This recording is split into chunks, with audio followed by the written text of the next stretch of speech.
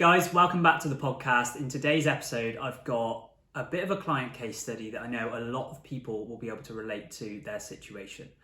So I've had a lot of clients recently who've been in a cycle. Okay, they've done really, really well. They've been on top of everything. They've then slipped up, they beat themselves up, and then they'll try again and repeat the cycle kind of over and over again. And specifically, this one kind of client case study in particular, they mentioned something to me. They said, because their goal was actually, losing weight, losing body fat, feeling better in their body. And they said to me, I know what I need to do. I just need to eat less, but I can't. So if you can relate to that and you've ever felt that or ever had that sort of thought, I want to ask you a question. How long does this cycle need to continue before you're willing to try something different? Really important to think about. So the problem was they were saying that they felt overweight, okay, and that their weight was out of control. And I actually asked them, okay, what do you weigh at the moment? And they said, oh, I don't know. I haven't weighed myself in months. Okay, so this is a really important thing to understand, is that they didn't actually have a weight problem. Like this client was not overweight in the slightest. It was actually a body composition and a body perception and body image issue, not an actual weight issue. If it was, it was a body composition and body image problem, not actually a weight problem. And this feeling of being out of control and I just can't get my nutrition under control, it was actually that feeling of being out of control with it, and I'll explain a little bit more around why, that was impacting on their perception of being overweight. It wasn't actually the weight itself, because they weren't overweight. It was actually their lack of control and management around what they were eating that would impact and make them feel out of control.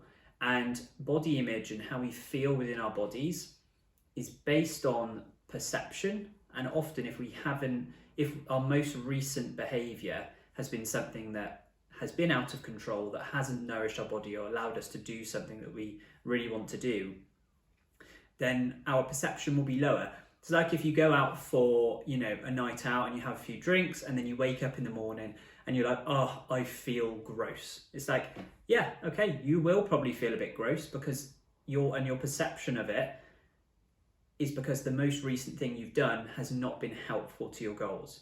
So that was the main sort of challenge here. And there was a really important quote that I said at the start, and they mentioned to me this quote of, I just need to eat less.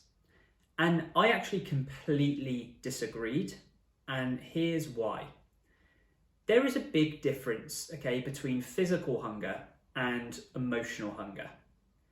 And a lot of us have potentially heard about emotional eating and emotional hunger. If you haven't, it's better. I'll go into it in more detail in a second, but it's basically, you're not eating because you're physically hungry and your body needs food. You're eating it because there will be a high emotional state, and you're often doing it because it provides you with something.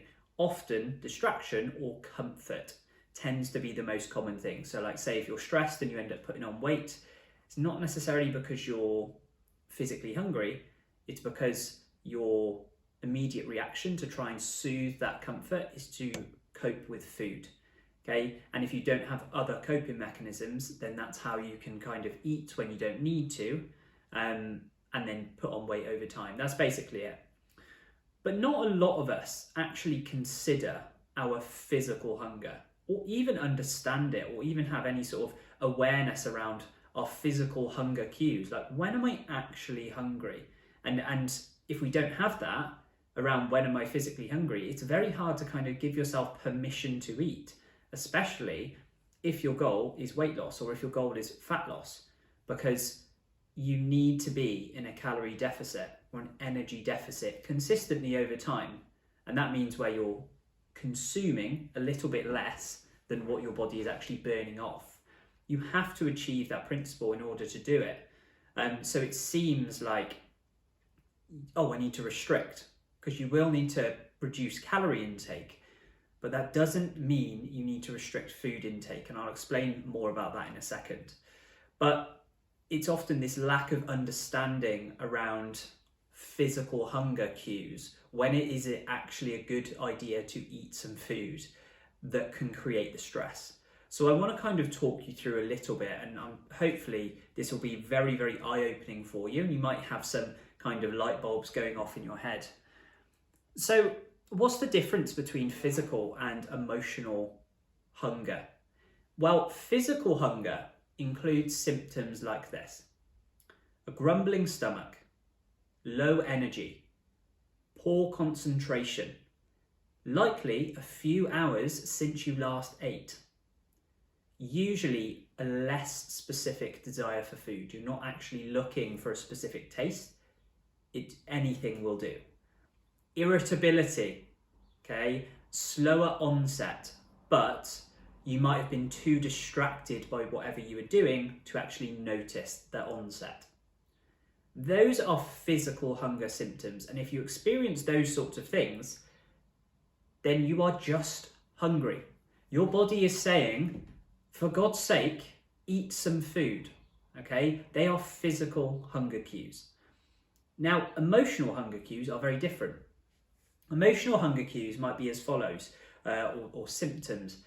It might feel very panicked, okay? You when you're going to eat something, you feel like it's in a rush, that it happens so fast, it feels quite panicked. It might be associated with strong emotions. Not always, but most of the time it might be like when you're lonely, tired, angry, sad. The reason I've said not always is because, say if you're out on a meal and then a lovely meal out, and then they bring out the dessert board, and you suddenly find this second stomach, even though you've just eaten, you're not physically hungry, and it's not necessarily associated with strong emotions. It's more of just a visual. You're now visualizing the chocolate fudge cake or whatever it says on there, and that makes you want it. Okay, but a lot of the time they are associated with strong emotions.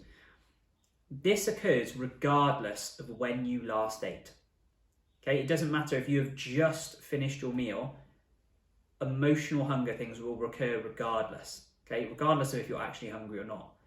And this is a key telltale sign for something very specific.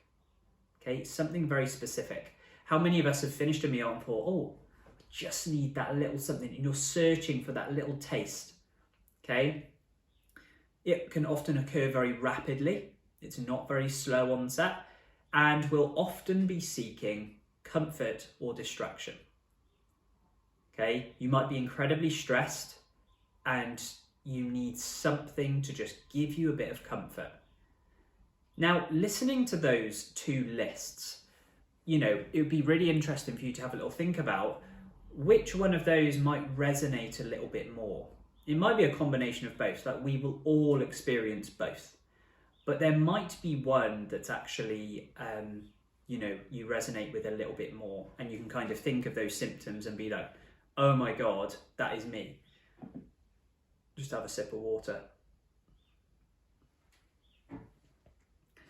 So there might be one that resonates more than the others.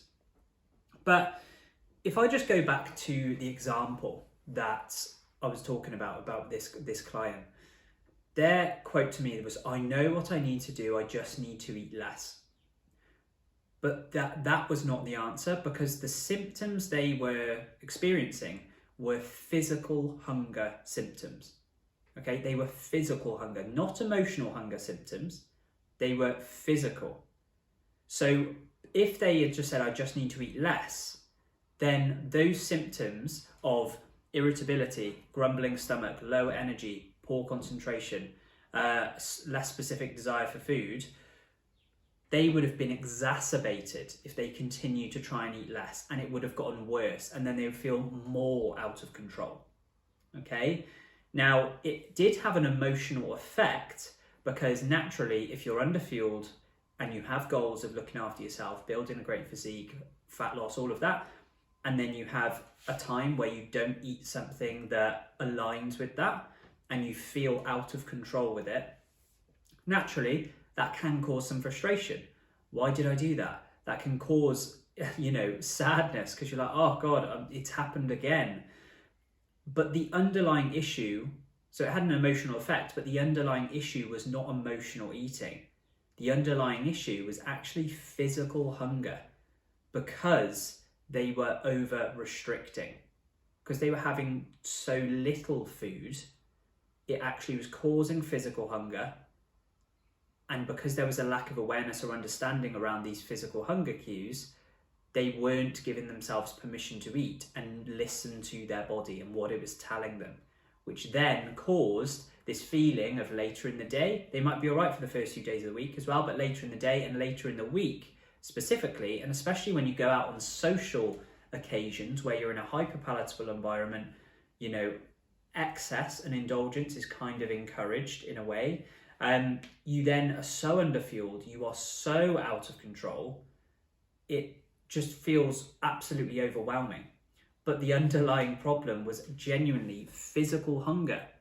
The underlying problem wasn't an emotional hunger, it was physical hunger. That is so, so important. And when I kind of explained this, they're like light bulbs were going off in their head, and they were like, oh my God, this is so ridiculously eye-opening. So it's nice if you can relate to that, right? It's quite reassuring in a way, because the underlying issue isn't a lack of willpower. It's not a lack of emotional awareness or emotional management. It was simply physical hunger, physiological hunger. The body was underfueled. Okay, it's where that whole saying of hangry comes from. Where we're hungry and angry. That irritability. If you're hungry, you will be more irritable. Truthfully honest, I am not a nice person when I'm hungry. Okay, I will lash out. I am incredibly irritable. I have zero tolerance, and I'm not a nice person to be around. Okay, I will put my hands up and say that. I don't like being around myself when I'm hungry, so I need to eat regularly, right? But in this example, it would often be very late in the day. Okay, this individual was actually fasting and not eating until midday. Okay, and what this was doing was they would even train actually in the morning as well. So and get up super early, okay, due to demands of a job. They would get up early, so naturally sleep is lower, and they already, if you're more tired, your appetite regulation is reduced, and your appetite tends to be a bit higher. So they were tired. They were also training early in the morning, and then not eating any food after training until like lunchtime.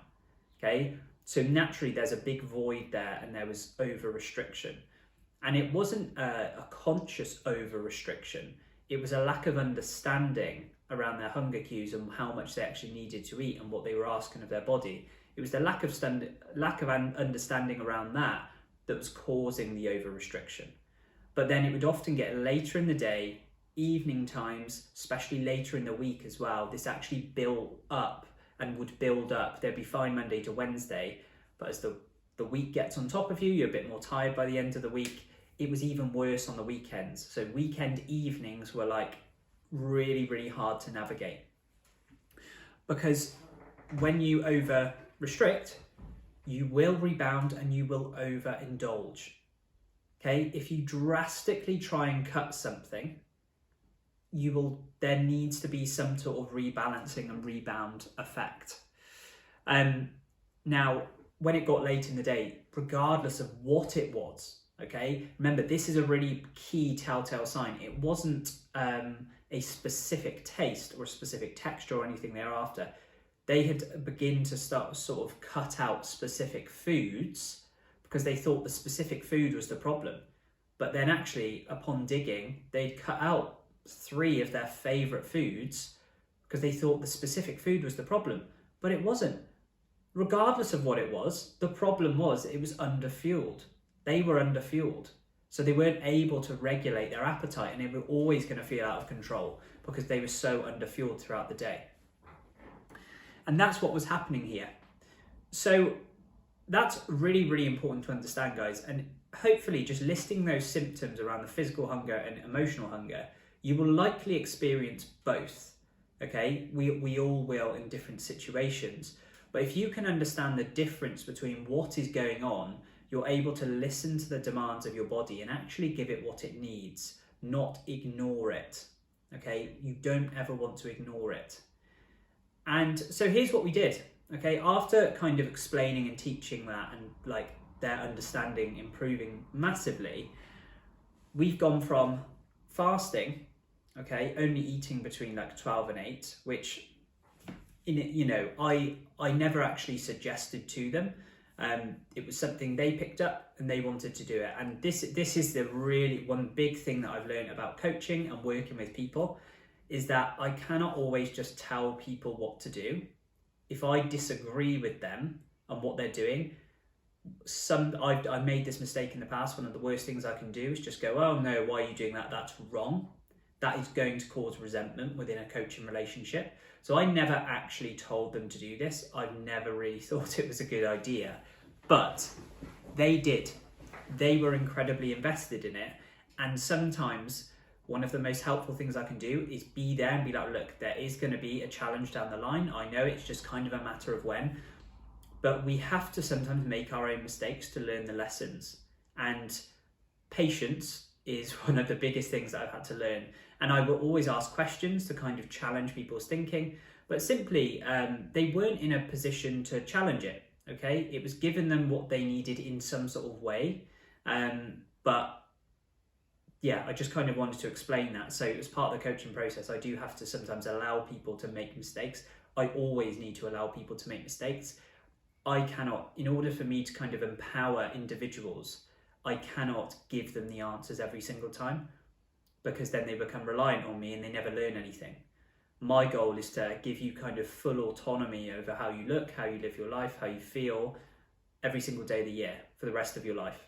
And I cannot do that if I give the answers all the time. People become reliant on me. And I don't want that. That would make my life very, very hard. I want to empower you in that way. So I just thought that was really good to explain. So we've gone from fasting to eating more regularly.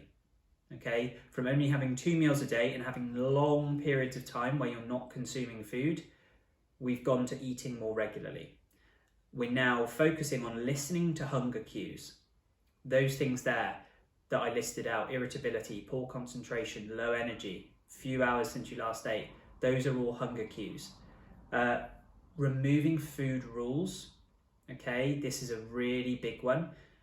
Rules are rigid, okay? And us as humans, we are not rigid, okay? We adapt. We are very adaptable organisms or adaptable people, and we have to adapt to the demands of our environment. And if we don't, this is the amazing thing, or the really interesting thing, sometimes fasting and what this individual is doing worked incredibly well for the right context. But other times it would be the complete opposite of what they wanted, and it would go completely wrong because it was a rule and it wasn't listening to what was actually going on.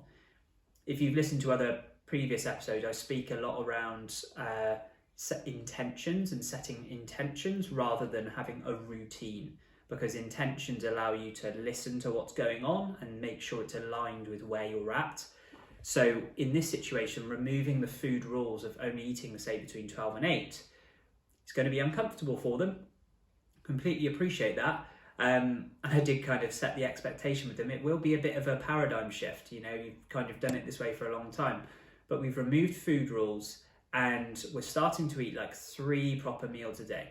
And when I say proper meals, I mean meals that are whole food focused, nutritious, and actually satiate you, that you actually like them. Okay, that's really important. You're not leaving a meal feeling hungry. If you're leaving a meal feeling hungry, you haven't had a proper meal. Okay, you haven't hit satiety and you've not really eaten enough. And another really interesting thing is this individual was not eating a bad quality food. They were eating incredible quality food, loads of vegetables, salads, proteins, whole grains, high fiber foods, all of that.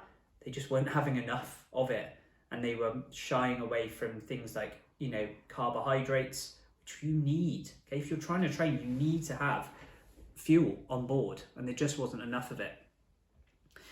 So eating 3 meals a day sounds so simple, and I say 3 proper meals a day that, like I said, are enjoyable, satiating, actually leave you feeling full, okay? Not stuffed, okay, but actually full, like I'm not hungry anymore.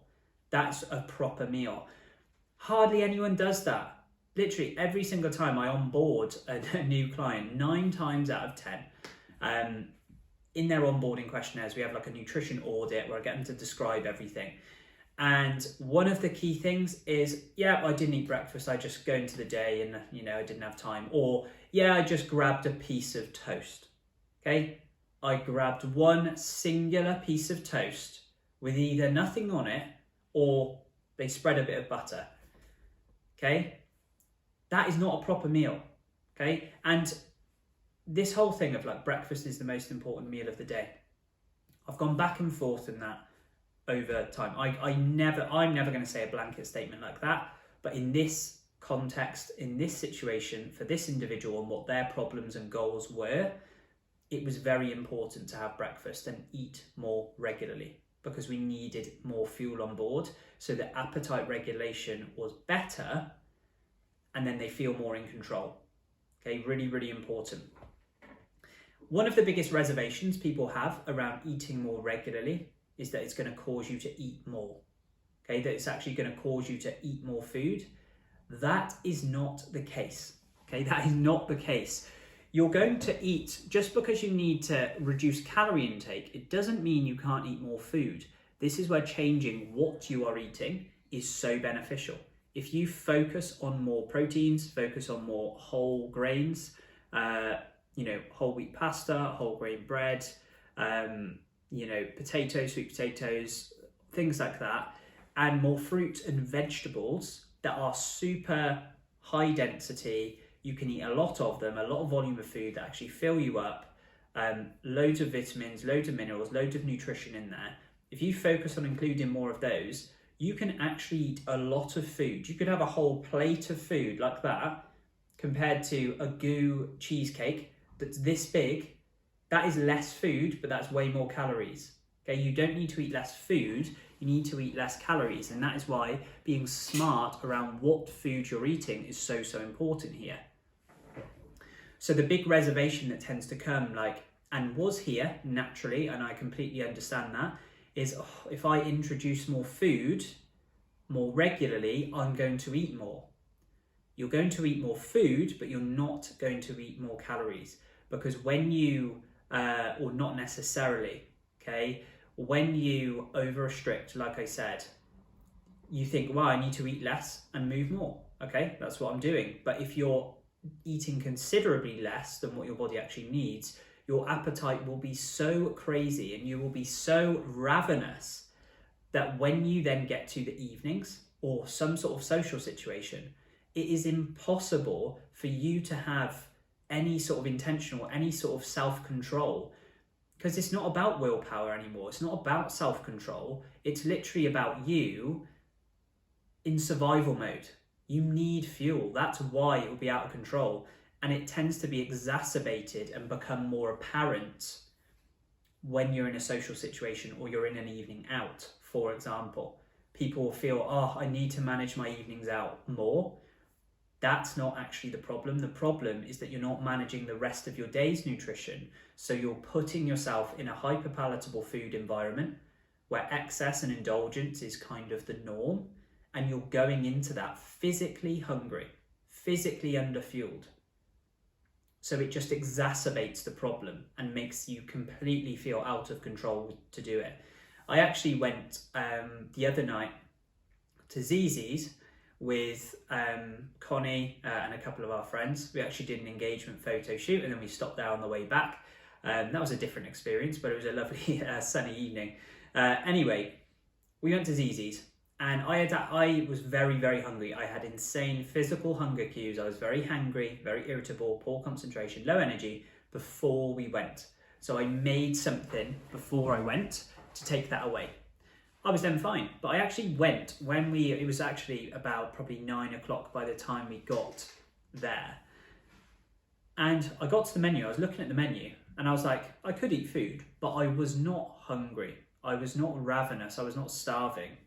And the amazing thing about that is that I then looked at the menu and I thought, what do I really want the taste of right now? What's going to be really enjoyable for me to consume? Okay, I was then not looking for the biggest portion. Okay, I used to have this belief of like, when I go for a meal out, what's the biggest portion? I want value for money. Whereas now, it's not about quantity, it's about the quality of my experience. And it was a really nice thing going into a meal out not hungry. I'm not saying you want to be full, obviously not, because you don't need to eat. But you don't want to go into a meal out hungry, because again, you're putting yourself in an environment and in a situation where your hunger cues, your physical hunger cues are going crazy, and then you're adding in a hyperpalatable environment. So it was amazing. I was literally looking. I ended up having some harissa chicken pasta dish that I never would have looked at before if I was physically hungry. So I was much better able to control my appetite because I listened to my hunger cues, I listened to what was going on in my body, and I ate regularly. I personally eat every like 3 to 4 hours. You might not need to eat as regularly as that, but if you haven't eaten a meal in the last 4 to 5 hours, you're probably going to be hungry or hungry soon. And that's really, really important to understand. So the outcome of this has been, with my client example, has been today, they sent me a message saying, oh my God, like I've actually done a run this morning, I've done this, and I had a really enjoyable pocket of time in the morning to eat a really nutritious breakfast where I actually sat for a few minutes, had a moment of peace, and I'm going into my day feeling satisfied. How different is that? How different are your days going to go if you're going into your days satisfied, not in survival mode, not thinking about what food, what next meal you're going to eat? You can actually be present and focus on what you've got to do that day at work, what you've got to do that day at home, who you need to show up for, what energy and the headspace you need to be in. You can focus on the important stuff because you've listened to your body's hunger cues. That is so, so important. So I'm super, super proud of this individual because it's a big paradigm shift when you've tried something for a long time, and I have absolute respect for any of you who are going through a bit of a yo-yo cycle with your food and you're finding it really, really hard to get it under control because you're trying and trying again. Okay, and the amazing thing is that you've got to respect, like, this is not a lack of work ethic on your part. You are trying. You're trying hard, but you need to try something different. You need to go against what actually feels normal because it's not working. There is only so much you can restrict. You cannot keep reducing your food intake. You will turn to dust or massively overindulge and then hate yourself, and then the cycle will continue. Start listening to your body's physical hunger cues. Start fueling yourself properly. Start fueling your body with respect, and then you will have more appetite control. And especially that's going to help you navigate evenings out, evening meals, those times where you find it much harder to stay on track. Eat more regularly, eat more food, and that's going to have a massive positive impact on your fat loss results, rather than always focusing on restricting. So I hope you found that super useful. Really big eye-opener for me when I learned it, for this client and all of my other clients that I've taught this to as well. If you did find that useful, I'd love to know. Drop a comment on YouTube or message me over on Isaac J. Lewis on Instagram. I always love hearing your feedback, and I hope you found that really valuable. And you can use that and implement that into your fat loss journeys now, your performance journeys, and managing meals out and evening meals. If your nutrition feels out of control, that is going to help you massively. So hope you enjoyed that, guys, and I'm going to see you in the next episode.